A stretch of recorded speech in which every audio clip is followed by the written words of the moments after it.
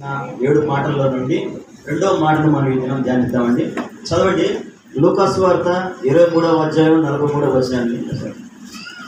అందుకు ఆయన వానితో, నేడు నీవు నాతో కూడా పరదేశంలో ఉందువని నిశ్చయముగా నీతో చెప్పుచున్నానని.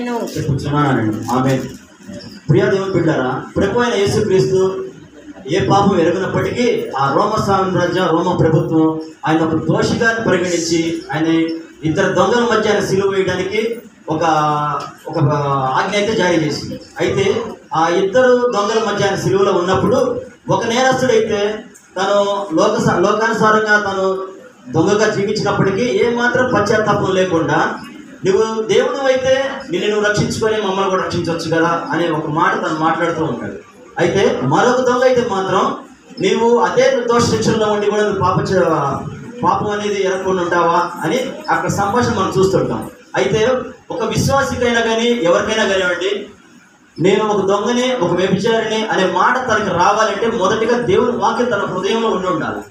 ఆ ఉన్న వ్యక్తి మాత్రమే తనలో ఉన్న చెడు అలవాటుని తను పోల్చుకోగలుగుతాడు. ఇవి నాలో ఉన్నవి అని. అలాగే ఒక విశ్వాసంగా ఒక దొంగ తను ప్రభుని నీతిమంతుడుగా ఎంచడానికి ఒక విశ్వాసంతో ఆయన చెప్తున్నాడు దేవునితో, నీవు నిజంగా దేవుని కుమారుడు అని నేను విశ్వసిస్తున్నాను. అయితే నీ రాజ్యం వచ్చినప్పుడు నన్ను జ్ఞాపకం చేసుకోవాలని, నిశ్చయంగా నీవు నాతో ఉంటావని ప్రభువారు తెలియపరుస్తున్నప్పుడు చూడండి, ఆ విషయం ఒక వచనంలో మనం చూసినట్లయితే అతను ఈ లోకానుసారంగా నీటి ద్వారా బాప్తిసం పొందడం కానీ ఏ పుణ్య కార్యాలు చేయడం కానీ ఏమి చేయాల, కేవలం దేవుని యొక్క ఉచితమైన ఆ కృపతోనే ఆయన పరలోకం చేరుకున్నాడు. ఈనాడు మనమైనా కానీ ఏ వ్యక్తి అయినా సరే, నేను ఒక దీవించబడుతున్నప్పుడు నేను బాగా తెలివి కలిగిన జీవితాన్ని జీవిస్తున్నాను, జ్ఞానంగా జీవిస్తున్నాను అని చెప్పి మనం అనుకుంటాం సహజంగా. అయితే దేవుని కృప ఎవరి మీదకి ఏ విధంగా దిగుతుందనేది మనం ఊహించలేం. ఎందుకంటే మానవ జ్ఞానానికి అది అందనిది. చూడండి, అసలు ఆ యొక్క నేరస్తుడికి ఆ యొక్క విశ్వాసం ఏ విధంగా కలిగిందని మనం చూసినట్లయితే ఎఫెసీ పత్రిక 2వ అధ్యాయం 8-9 వచనాలు ఒకసారి చదవండి. మీరు విశ్వాసము ద్వారా కృపచేతనే రక్షింపబడి ఉన్నారు. ఇది మీ వలన కలిగినది కాదు, దేవుని వరమే. అది క్రియల వలన కలిగినది కాదు గనుక ఎవడను అతిశయపడ వీలు లేదు. ఆమేన్. ఎవడో అతిశయించే వీలు లేదంట. ఎందుకంటే ఒక్కొక్క సందర్భంలో ఎవరైనా అనుకుంటామండి ఆ మాట, నేను చేసిన మంచి కార్యాల వల్లనే, నేను చేసిన పరిచయం వల్లనే, లేదా ఇంకోటి ఏదైనా అదండి తన వ్యక్తిగతంగా తనకున్న మంచి లక్షణాలతో తను పోల్చుకుంటాడు. అయితే దేవుని కృప అనేది ఒక నిత్యం పాపం చేసేవాడి మీద కూడా ఒకసారి వస్తుంది.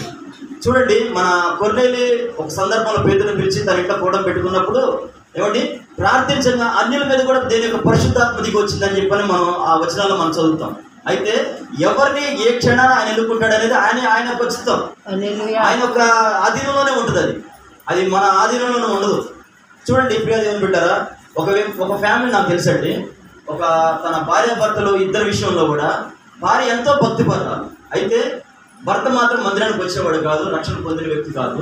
అయినప్పటికీ తన భార్య వెళ్ళి మందిరానికి రమ్మని అడిగినప్పుడు తను ఒక మాట చెప్తూ ఉంటాడు. ఈ వచనాన్ని చూసుకొని మన చదివిన సువార్తలోని, ఆ దొంగ అడిగినట్టుగా చివరి క్షణంలో నేను అడుగుతాను, నేను పరలోకం వెళ్ళిపోతానని.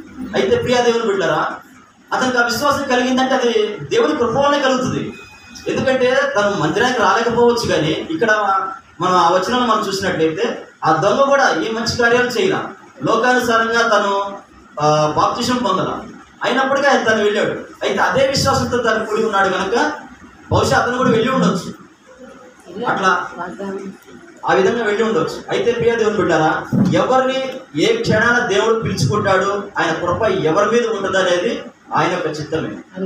ఈ మాటలు మన హృదయంలో ఫలింపచేయదు కాక.